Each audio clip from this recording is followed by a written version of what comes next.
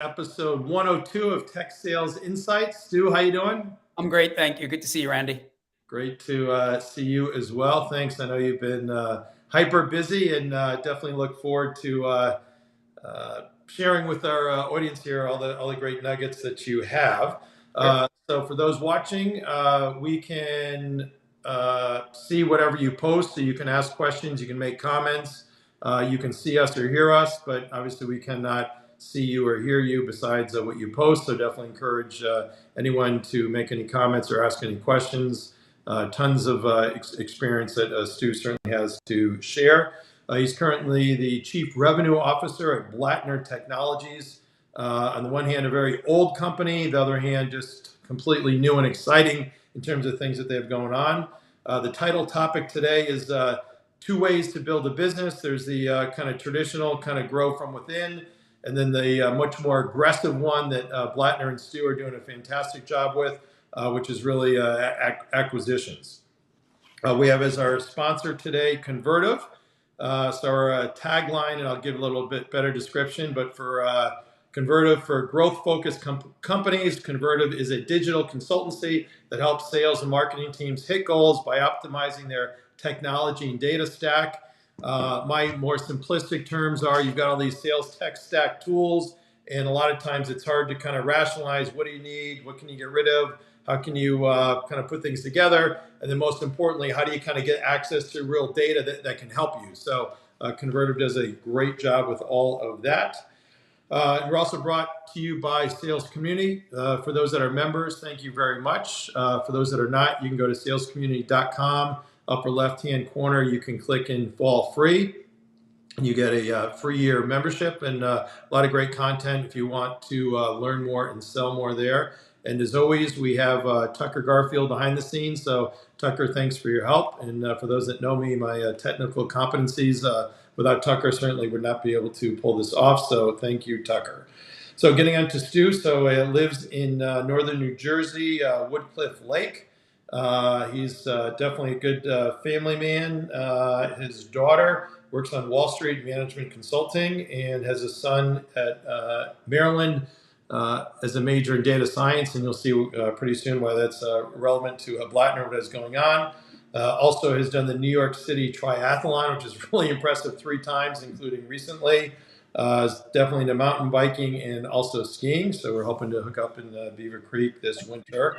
Don't really know Stu all that well. Full disclosure, we met in 2021 when we placed him through my recruiting business, Top Talent Recruiting, as a CRO at Superwise. But certainly we don't place anybody that we wouldn't otherwise hire ourselves. So great leadership experiences. You'll see big and small companies, very hands-on. Arizona State in 1990, and early on, I think it was 86 or 87, they won the Rose Bowl over Michigan. So any Blue fans, sorry about that, but it certainly has been, I think, a while since that's happened. And I'm impressed that he, like me, is also a ex-rugby player. So very cool stuff there, Stu. So let's jump into the questions so we can help our audience here gain some valuable insights. So maybe start with your professional background. I think your first job in 1990 was at Gray Interactive. Actually, Randy, even a step prior to that, I started my career in advertising in New York City, which was what I was excited to do coming out of college, and was able to work on exciting things like, back in the day, print advertising and outdoor billboards. I was very lucky to be working on a technology client at the time, Sharp Electronics. They were rolling out their first ever line of laptop computers, and this internet thing had just been commercialized. And because I was working on the traditional marketing and sales and advertising of the Sharp laptop computers, someone said, look, Sharp would like to build a website. Would you be interested? In fact, it was a company out near you called Eagle River Interactive, right near where you are in Colorado. And I worked with them to build Sharp's first ever website, and thought to myself, this is interesting, this internet thing. There's a lot of people in New York advertising who are doing TV and radio and print and out of home, but let me see what else is out there. And I ended up going to Gray Interactive to actually work on the launch of Dell's first ever, what they called the, you could build your own laptops, build your own desktop computers and purchase them online, to work on the launch of that. And I worked on Sprint. So I got into the internet space pretty early on. And if you don't mind, Ronnie, I'll tell you an interesting recruiter story. You go back to the days when your phone would flash when there'd be a message. I left my desk at Gray Interactive to probably go to lunch or use the men's room. I came back, there was a flashing red light, and the message was from a recruiter at Microsoft who said that they were starting a new interactive division and they were looking for people who had interactive experience, this new internet stuff, as well as traditional sales and marketing. And 6 or 7 or 8 interviews later, I was an early member of Microsoft's Interactive Media Group and worked on the launch of MSN.com. So was involved in the earliest stage of bringing a new advanced technology into the market, which was very exciting. And obviously it was an unbelievable experience to work at Microsoft. There are no bushes to hide behind at a company like that. It's very entrepreneurial. At least when I was there, you could almost do anything if you could prove the business case, have the data and the team to build it. But you had to succeed, and you had to be able to show forward progress and success in everything that you did. So it was a really exciting time to be in that internet space. Oh, awesome. And then maybe quickly just go through from there. Yeah. So left Microsoft after my division was sold to Ticketmaster. It's now known as Ticketmaster City Search. While I was at Microsoft, I got married and was about to have my first child. So while I worked for Microsoft in New York, moving to Seattle, while very enticing from a lifestyle perspective and all the outdoor activity and career opportunity there, I decided to make the move into my first startup and got involved in a advanced search startup, my first Israeli-based technology business in like 1999-ish. And it was really exciting. We went out, it was my first opportunity to go out and really raise capital, raise venture, about $12 million. And what was most important in the go-to-market side of sales and marketing around what we did with Zapper is we had such an advanced technology and capability that it could be leveraged in a variety of different ways. And what I learned from that is make sure you choose one path into the market, get your clients, your revenue, most importantly, and then you can expand from there. We went in every path and pretty much blew through a lot of money pretty quickly. The founder of that company out of Israel, though, Yossi Matias, who's just a brilliant man, has been the leader of Google Labs in Israel for the last 10 or 15 years. So a lot of that technology lives. When I'm using Google, I know the pieces that kind of came from the minds of the folks at Zapper, which was really, really exciting. And then I shifted to kind of the next new thing. I met a gentleman who had been the president of one of the earlier, not AOL, but one of those earlier services like that. And he was getting involved in the video communication space. So I ended up taking in on a role in one of the earliest ventures into video communications, far beyond what we're able to do today. He was at Prodigy. I think he was the chief operating officer of Prodigy. And he and I got connected and worked on a company that built the first ever network that was optimized for video communications traffic that was IP based versus ISDN. That company morphed into a few different things. I ended up being the director of marketing for the US for a company called Tandberg, which was a leader in that video communication space. And again, right business, right time. Tandberg was acquired for about $3 billion by Cisco. And I ended up as part of Cisco's US commercial collaboration, telepresence, and cloud business. Wow. Awesome. So maybe tell us more about Blattner and a great, amazing story for sure, and how you got there. Yeah. So again, moving on from one thing to the other, two things happened to me while I was at Cisco that I think are really interesting. It's important to understand everything I've told you so far. I was a marketing guy. I was literally a marketing guy. I was in marketing. I was in advertising, director of marketing, vice president of marketing at Cisco. I was a marketing guy, right? And while I was at Cisco, I was asked to present to the sales kickoff meeting as what we were doing in marketing to build this whole new collaboration business, telepresence and video communications. And when I left the stage after that presentation, one of the sales leaders of that division, who has been a great mentor for me, a gentleman by the name of Larry Satterfield at Tandberg and Cisco, said to me, "Stu, you're one of our best sales guys, man. What are you doing in marketing?" Now, I don't think he was such a huge fan of marketing at the time and always thought it was a necessary evil. And he moved me into a role where I started to actually own revenue and move into sales. And I've never looked back, which has really been exciting.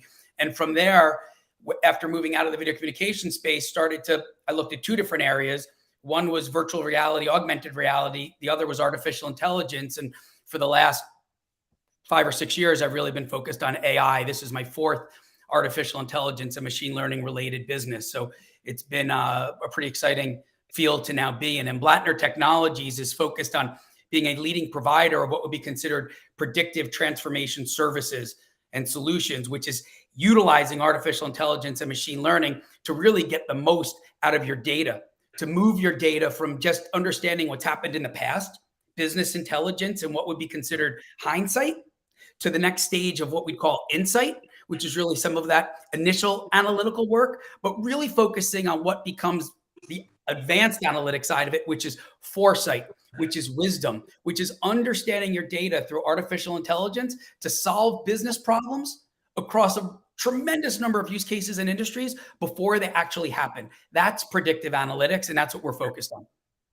Wow, very cool. And Blattner has a crazy history, right? It's going back like 115 years. Yeah. So the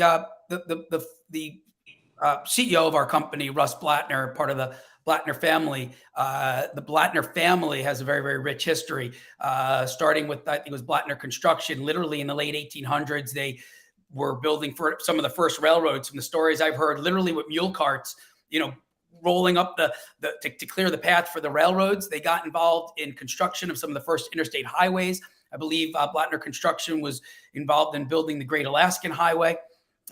So they were really early on in helping to build America, even from an early technology perspective, which was railroads and transportation. Moved into energy as a family business. Blattner Energy was one of the largest providers of alternative energy in the windmill space, which was recently acquired by another company. And Blattner Technologies as a focus is living off of that rich history of building America, moving it forward, first with transportation, then with advanced alternative energies, and now really focused on what we believe is the future of technology, which is AI and ML, and really the value of leveraging data.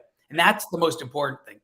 The AI and the ML technologies is really only of great value to get the greatest impact for your bottom line of your business through the data that you have or can access. Yeah, I love that hindsight. I mean, you go back, 15 years ago, right? You get the data that you're getting is all that I used to call the rear view mirror. And what, the ideal thing is, okay, looking out forward. So I think your insight aspect, but then foresight, foresight really is looking out through the front windshield, kind of what's going to happen, what's advice and feedback and metrics and, everything else that companies can get. Yeah, we talk a lot about the shift and the move from what would be considered digital transformation to predictive transformation. And I think this is important for your sales community. I have spent my entire career really being as much of an evangelist as I've been a salesperson. I'm usually selling into markets where there's no line item, no budget. There's no one who's in charge of that category. They're not ripping and replacing something else. When I was in video, I was just trying to explain to people exactly what we're doing now. But if you go back 15 years, people thought I was crazy, right? And how easy it would be and how good of quality it would be. And that's really where we are now, I think, in moving towards predictive analytics. It's an evangelist play as much as there's a huge market for it, which is growing extensively. I believe that Gartner says it's about a $62 billion market right now in 2022. It will double to over 120 million by 2025, and is expected to be a $1 trillion global market by 2030. And I can tell you, I think they're being conservative when I look at the global speed at which the market's growing. Yeah, you almost look at it. You go back in time, 25 years.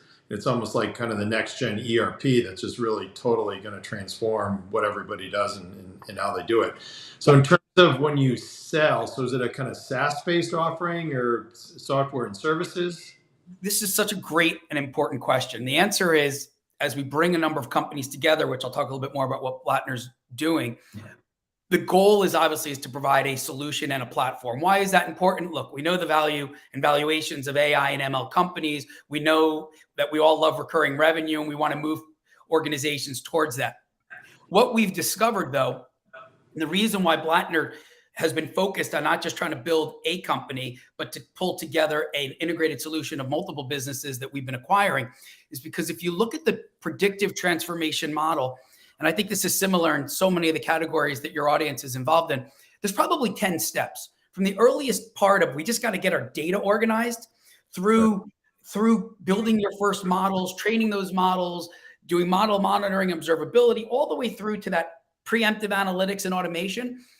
In sales, what was happening, and I think we see this in other companies that I've been with, when you're selling just a point solution, you go in the market, and wherever you're talking about, your potential client always says, no, Stu, you're too early for me, or you're too late for me. We're not there yet, right? We're only in step 1 to 5, and you're in step 8 and 9, or we're already in step 10, and we don't really need step 7 or 8. So thank you very much.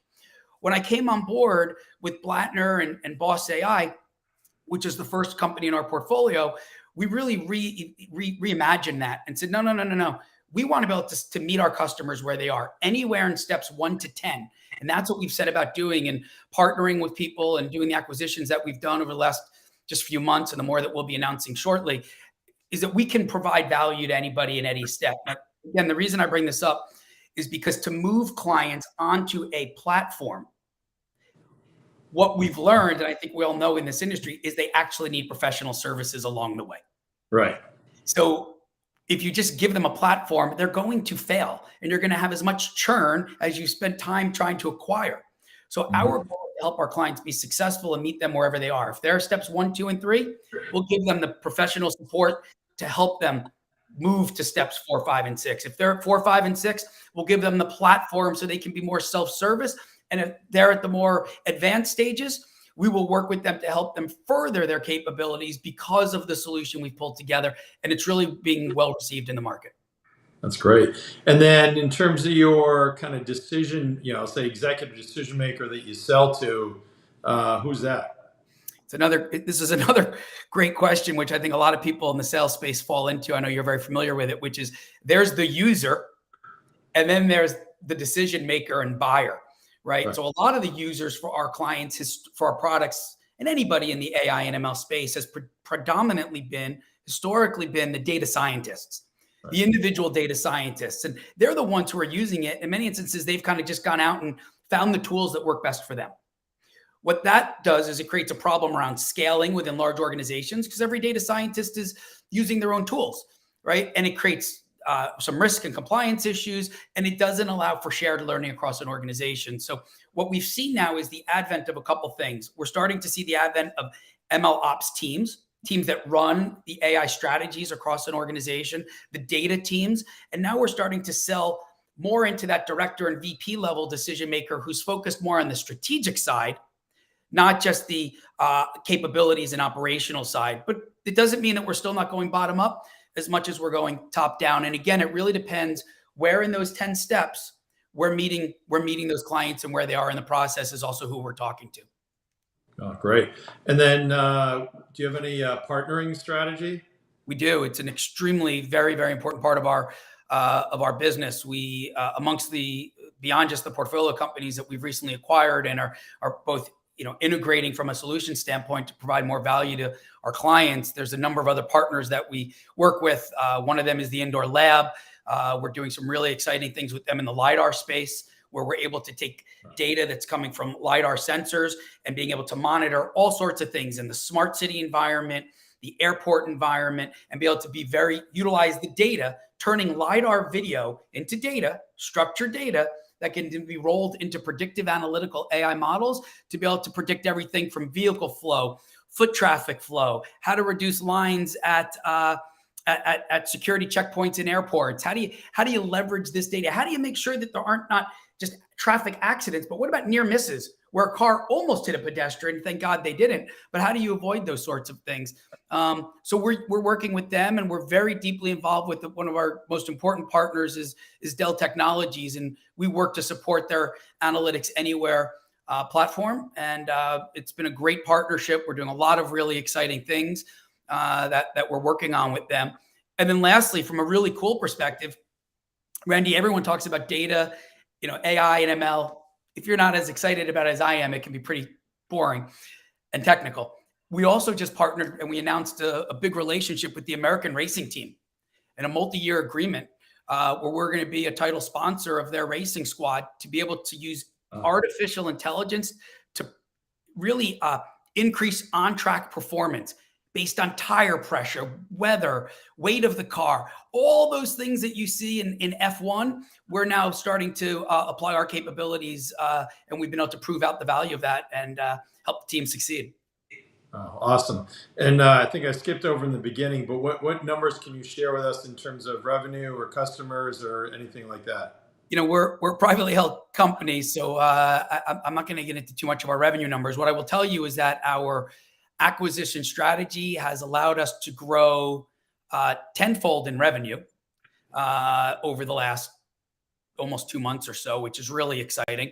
We've the size of the business and people is probably 4 to 5x as far as the number of people that are now working as a part of Blattner Technologies. And Randy, I think what's most important is when you're taking this approach of not trying to build one company from the bottom up, but to bring companies together to increase overall revenue, to create more value for the businesses themselves, most importantly for our clients. A lot of this is how do you then restructure the organization and put pieces together into business units? How do we price things? How do we bundle up services that if they were being sold as a point solution, you might only be able to sell for a few hundred or thousands of dollars on a monthly or annual recurring, but be able to bundle it as part of a larger solution. And now all of a sudden, it's a better product and capability for the client, and there's much greater revenue and margin for us as well. So we tend to start with do no harm. It's we're really focused on growth and providing more value for these great companies that we're now working with and the teams that are there. So we look at how we can leverage the capabilities of the companies that exist, help them continue to excel in what they're already doing, but create completely broader opportunities for them to grow much, much faster than they could have. We have a better together strategy. And then at the matrix level, everything from HR, things you're familiar with, finance, marketing, how do we start to create a organizational structure that supports that? One area we're very focused on in doing that is to provide a government type of practice where we can drive government sales and federal, local, state sales, where each company doesn't have to do it individually. We can do it at the corporate Blattner Technologies level. Wow. So if I'm a SDR at a company you're acquiring, or I'm a sales leader, right now I'm kind of selling, I'll say whatever my kind of stovepipe is, but coming under the Blattner umbrella, for lack of better words, yeah, I'll still likely have kind of that same business unit, but I have the benefit of cross-pollinating with brothers and sisters that have other technologies that are calling on, similar companies possibly, and we can kind of figure out that better together, which then I'll say career-wise and short-term metric-wise in terms of beating plan should be all very synergistic and a fantastic experience. I would say most importantly, the word that you've used across all those areas, just growth. I've included, I would say the last 3 or 4 deals we've done, particularly some of the stuff we're doing with Dell, we've been able to include 2 or 3 of our different portfolio companies into deals that they would have never even gotten into because they wouldn't have had that relationship that we have with Dell or other partners like what we're doing with the indoor lab. They wouldn't have been able to be part of such a fully integrated solution, but it also just provides much greater value for our clients now, because instead of giving them just one piece of it, we're able to really give them a holistic solution that really works, but they have one organization to work with and one technical team to help them implement and move forward with and support. That's great. What about on your, say, separate from the acquisition side, what type of openings do you have on the kind of sales and go-to-market side? Yeah, look, I would say that we're growing quickly. When you grow this quickly, you tend to want to then sit down and try to sort it all out. Let me clarify one very important thing. We are finding companies that are additive to the value proposition that Blattner can bring, but what we're really investing in is in teams.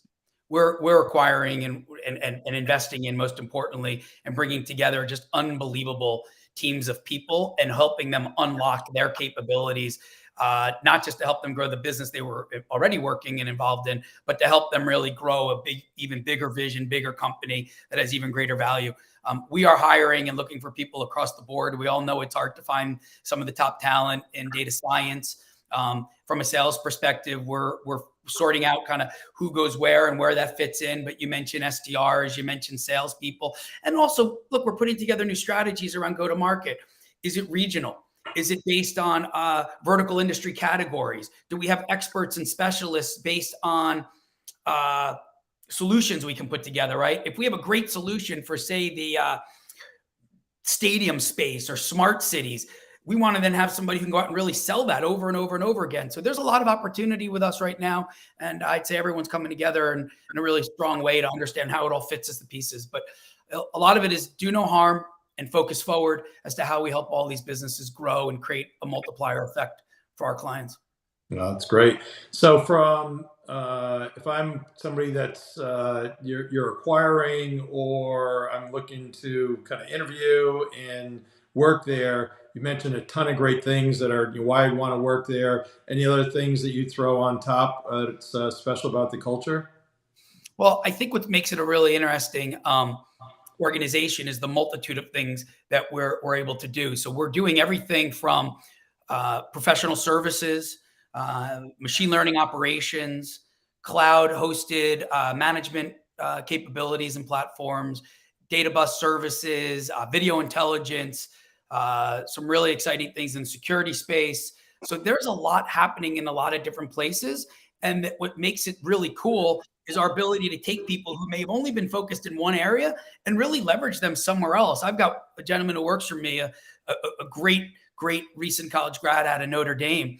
And I mean, we put him on so many different projects that he's so smart and capable that it's not just great for him, but it's great for us. So we're able to apply and take great people and move them into cool different projects to give them a taste of a lot of different things. And I think that makes it really interesting. I think the fast-paced growth of our business is really cool. The global nature of what we're doing and working on the challenge of how a lot of these individual solutions, capabilities, and businesses really come together, right? When you acquire companies that might even, you could integrate them, you can't do it in a day. So it takes time to understand how those technologies come together and really where you start. It's really just this company plus this company, somewhat separate, but better together in a number of ways. So it's a fun challenge for everybody to figure out. All right, I'm in. You got a territory for me? We focus on hiring. I'm a big believer, and based on my own background, we like to hire athletes. I always say, Derek Jeter, I'm a Yankees fan, obviously one of the greatest second basemen ever played the game. But if I had to put him on, if I had to choose somebody to play basketball with, you'd probably want to choose Derek too, right? I mean, we like to hire great athletes and put them in great spots and give them the opportunity to really succeed, and give them mentorship, give them the tools and measurements of success and clear focus so that they can be the best at what they do. Yeah. So Derek Jeter, he played for one of the New York teams, I think, right? Yeah, one of the smaller clubs out there. Yeah. And you said Notre Dame. My wife and her family all went to Notre Dame, so I intentionally am able to position myself this way when you do this. So Randy, you know what I've learned about having a Notre Dame graduate working on my team? Now I know a lot about Notre Dame too, because man, when you get a Notre Dame, that's it. They're in, so it's exciting. Yes, and good news, bad news. I was with Peter Bell and some other friends out at the BC game at Notre Dame. We got destroyed 44-0 and it was cold and snowy and long ride back to Chicago. But anyway, it's all good. So we have a question from Tim. So full disclosure, he is from Convertive, who is our sponsor. So question is, how are you using AI/ML within your own sales and marketing stack? That's interesting. Or are you learning on leaning on Pack Solutions for things like predicting pipeline, revenue, forecasting, etc.? Hey, Tim, that's a really great question. I appreciate it. It's interesting. It's kind of a twofold question. When we look at each of the individual portfolio companies and new capabilities that we're adding and existing businesses that we're adding into Blattner Technologies, as you can imagine, they all come with their own sales, marketing, technology stack. So one of the things that we're doing is trying to find the best of those solutions, the best strategies. We're all learning from each other, but also trying to find efficiencies of those tools to understand how we can leverage them and give someone like me and the rest of the executive team a real bird's eye view. So I would say right now we have a plethora of a variety of tools, some more advanced than others, some some, spreadsheet based, and some that are using some of the most advanced technologies out there at the portfolio level with the different business units that we're putting together. But absolutely, we actually have our own team utilizing the Boss AI platform and to pull our own data. And a lot of the data that we're now able to collect historically and currently from all these companies that are now a part of the Blattner family, so that we can do more predictive sales and marketing capabilities. And it's something that we're very focused on as we move into Q1. So we're not there yet because, again, we're sorting a number of things out, but we recognize and have a project in place to focus on the data. The data is the new oil, man. If I can leverage all the data of the companies that are now part of Blattner, our ability to accelerate growth and be even more knowledgeable about what's working in sales and marketing is really critical for us. And we recognize that's a huge opportunity. Great. Great question, Tim. And feel free to ask another one more self-serving, but certainly the data focus in terms of, without the data, you really have nothing. I know that's one of the key areas that Convertive focuses on in helping, and I'm sure we'll have some follow-ups from here based on your great answer there for sure. So maybe speaking about that on the kind of sales tech stack side of things, but I find it amazing. I'm sure you do too. Kind of what speaking about looking through the front windshield, but kind of what sales ops was and rev ops is, and kind of the tools and help that are available there as you're in your CRO function. Yeah, I think it's very, very interesting, because one of the things I think we are going to have to figure out, and I wouldn't say struggle with, but at least struggle through, is, first of all, how do we do no harm, right? And my goal isn't to, our goal, we're acquiring just really great companies. We're partnering with great companies, and we're bringing on great teams, particularly in the sales and marketing areas of these companies.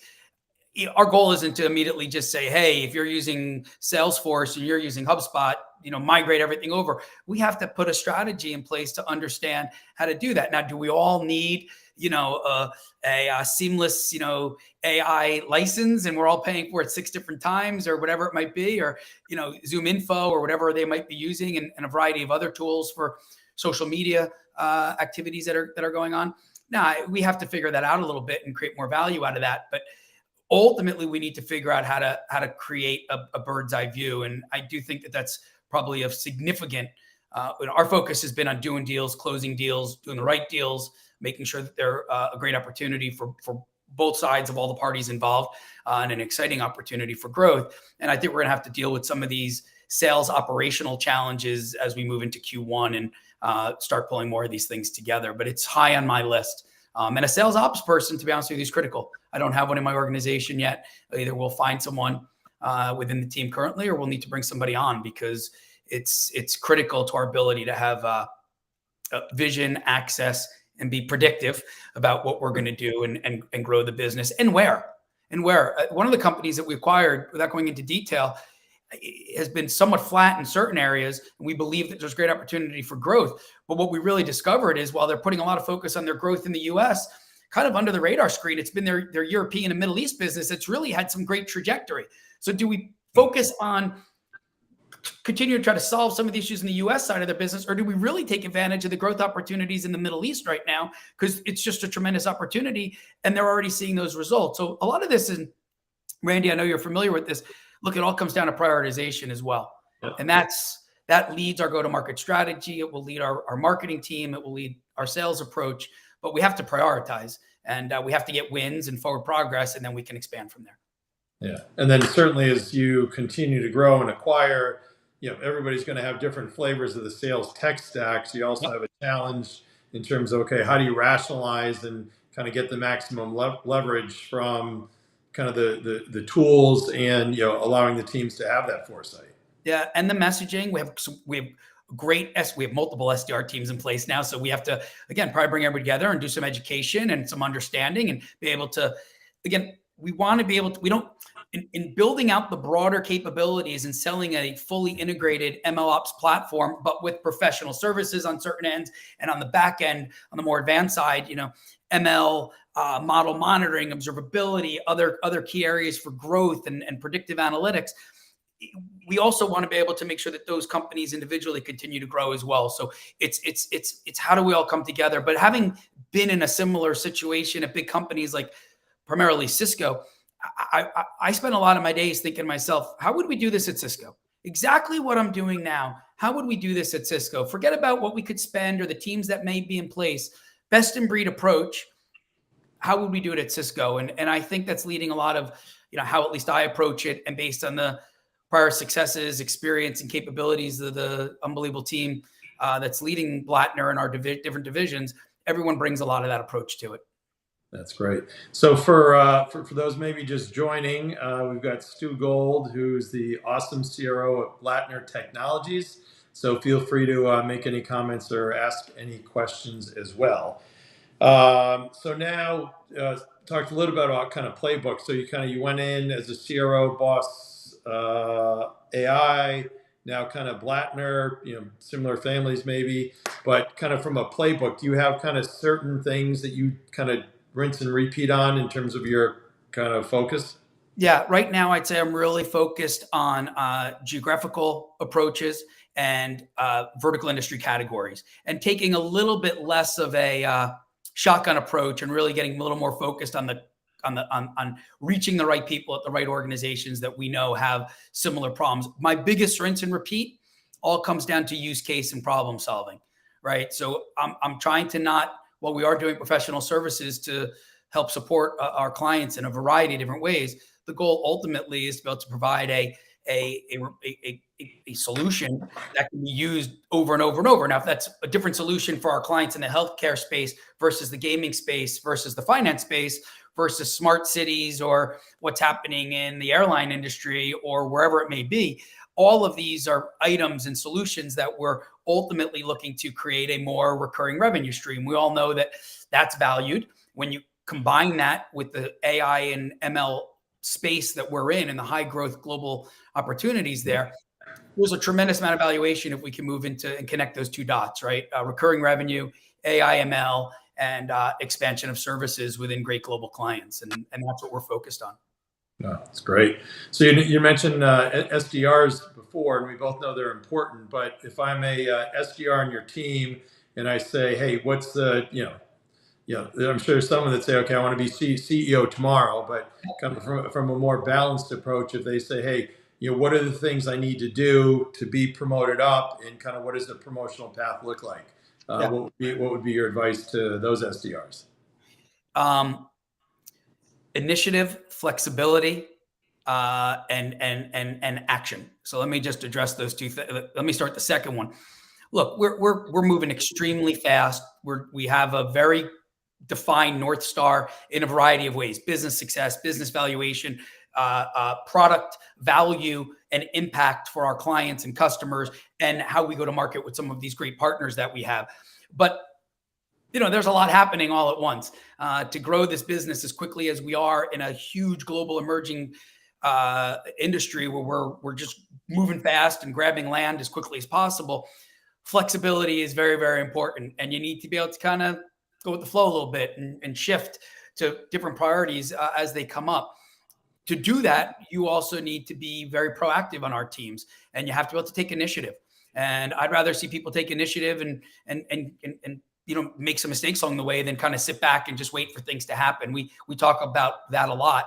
We talk about understanding that it's not going to be a direct path to success, and that your ability to collaborate with other people across the organization and within the team is really, really important. And look, I wish I could take somebody who's a SDR and make them, and I would make them VP of sales tomorrow if they're the best SDR we've ever found, and we know that they have the ability to take on those challenges. There's obviously some pieces of growth and understanding of the business and along the way, but we do try to create those opportunities for our team. And look, we are all in it together. Every SDR I hire, I leave them with this line in their when I send them their offer letter, Randy. It's a very simple line: your success is my success. And that is the God's honest truth, because without great SDRs, without great account managers, without great marketing people, without great product developers and product managers, sales is nothing. And we can't grow this business based on just going out to market with an email and some, webinars. We have to grow it with great products and great teams, and everybody in our organization. It really comes together. Each individual is what drives our overall success. Oh, that's awesome. So from a kind of a top of funnel perspective, obviously you've got the SDRs and the sales reps kind of doing their own lead gen. Any other things that you do to kind of fill the top of the pipe? Well, I think it's pretty exciting. When I'm able to now work with all these different portfolio companies and really close partners of ours, we're also able to say, well, let's go back and look at those 300 leads from the last 2 years that you didn't close because you were a point solution and you only offered one thing. Wait a minute now. Most of them said they couldn't work with you because they weren't ready for you yet, or they were beyond where you were. Now we can go back and actually offer a lot of these folks a pretty significant solution on one side of it. And the other side is, look, we have one of our recent acquisitions and main investments was, has 200 plus clients, is doing, I won't get into the millions of dollars of revenue, but significant there. But what they haven't done is really added some of these advanced AI and ML capabilities that their clients actually could really use. So we're also doing a lot of cross-selling and upselling as well, which is driving a lot of the top of the funnel. I don't have to go find everybody now. A lot of them are already there. And our ability to kind of grow and expand and work with a lot of the relationships that are in place is probably our greatest value of go-to-market strategy right now. Wow, awesome. And what about kind of advice that you've received along the way? And maybe feel free to shout out to any mentors. Yeah, look, I think it's a really good question. Well, the most important advice goes back to the gentleman I worked for at Cisco. It was like, Stu, you should go into sales. And I'm like, no, I'm a marketing guy. Always be open and be flexible. It's some really incredible paths that it can take you down. And it's about transferable skills, most importantly. And that we talk about Derek Jeter, as an athlete, that's really what we look for in hiring people is transferable skills, because our businesses, our products, these industries are moving so quickly that if you literally only do one thing really well, you ultimately may not be a great fit for a company that's consistently evolving. So that's very important. Failing forward is really big. I mean, the number of failures, or let's just say less than the type of success they were expecting I was involved in at Microsoft, is countless. But when we finally got to Windows 95, it changed the world, right? So, it's okay. I'm a big believer in iterate your way to success. You don't need to get it right. You need to be moving in a direction to get it right and learn along the way. And I do think getting to market quickly, and I'm not a product guy, so don't take it from me, but I'm a believer of you can try to figure out the best product for a lot of time and blow through a lot of money, or you could go to market with what you have, and your clients, your prospects, they will tell you what's important to them and what you need and how you can do better. And I think that's really the best way to learn. One of the best things I've done is get more of my product counterparts involved in sales calls, because they really hear it directly from the users. They really hear it directly from the people that can get value out of the product that they're creating. And they're able to take that back and reprioritize or come up with new ideas in their product roadmaps. And I think I'm always happy to have the product team on any call they want to be on. I think it's great value for everybody. Yeah, I mean, a lot of times you can get, I'll say the engineering or product people that think they know the direction, and trying to really have that customer centric focus in terms of really listening, getting the feedback, and then kind of tweaking the roadmap is really hard to do. But if you can pull that off, God bless you. Yeah, well, if not clients looking for it, usually others are as well. So I think it's great to sometimes make some adjustments to meet one client's need and then be able to go out and again resell that in a repetitive format. That's great. What about maybe some sales leaders or leaders in general, kind of over the years that you respect, and why? Yeah, look, there's a couple of people that I really respect, and I have had two key mentors in my life. The first was one by the name of Chella Irvine at Microsoft. The second was Larry Satterfield at Cisco. But there have been some great folks that I've worked with in the venture capital space, the private equity space. There's a brilliant gentleman that I worked with by the name of Eli Davidai, who is more in the private equity space, but taught me a tremendous amount about exactly what we're doing now, which is, how do you work with companies, bring companies in, but really focus on the prioritization of growth in those businesses. And some of those were hard lessons, and they were born out of mistakes and failures and missteps along the way. But it's really great to understand how to, again, I use the word prioritize a lot. I think you can do a lot of things at once, but if you can truly prioritize, you can get the most out of the clients you have. You can make the most out of the capabilities that you have. leverage the most out of the teams that you have, but you have to prioritize. And that's been really, really valuable to me. But I work with great people now, and I've worked with, like I said, unbelievable people in the startup world, unbelievable people in the corporate world, and a lot of really great investors who have not only been patient, but have been great mentors. Oh, that's awesome. So as we time flies here when you have fun. So I'd like to throw this one at the end, and we haven't known each other that long. So I don't know if you have any kind of PG Randy stories.